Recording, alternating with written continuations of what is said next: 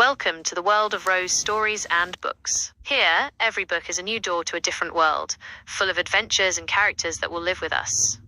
Get ready for an exciting journey into a world of endless tales. Our story begins when Nora, an ambitious journalist, decided to change her life and move to a new house. She found an ad for a house at a very cheap price in a quiet neighborhood on the outskirts of the old city. It seemed strange, but her curiosity got the best of her, and she thought, why not give myself a chance? When she arrived at the house number 13, the first thing she noticed was how old and abandoned it looked, as if no one had entered it for years. The street was eerily quiet, but she decided to ignore her feelings, telling herself it was just her imagination. The first night passed normally until 3 a.m. when she suddenly woke up to the sound of footsteps coming from upstairs. Her heart was pounding, but she bravely got up to check. When she reached upstairs, the place was completely empty.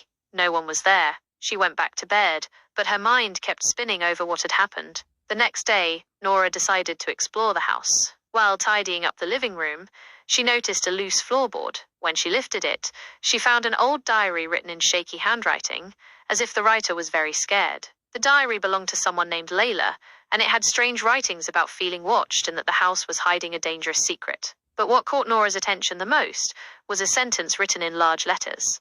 If you're reading this, do not open the room at the end of the hallway. Of course, curiosity took over, and she decided to see for herself. She went to the room and found the door locked with a big padlock. The walls around it were full of scratches, as if someone had tried to escape.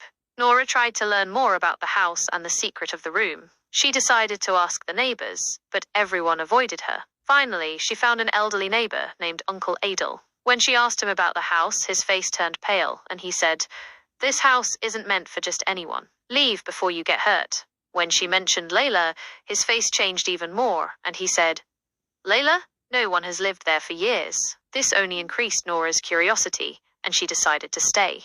The second night was worse. At 3 a.m. again, she woke up to the sound of footsteps, but this time, she heard whispers calling her name. Terrified, she got up and went downstairs, only to find the locked room's door wide open. She entered the room cautiously and found an old map on the desk, with markings pointing to a specific spot in the house's basement. Nora carefully went down to the basement, where the lighting was almost non-existent. In the middle of the basement, she found a wooden box chained with rusty locks. She struggled to open it and found old family photos and a letter that read, "We made a mistake, and the house will never forgive us." Suddenly, things around her started moving on their own. Doors slammed shut, and lights flickered off. She felt a cold hand touch her shoulder, but she didn't give up.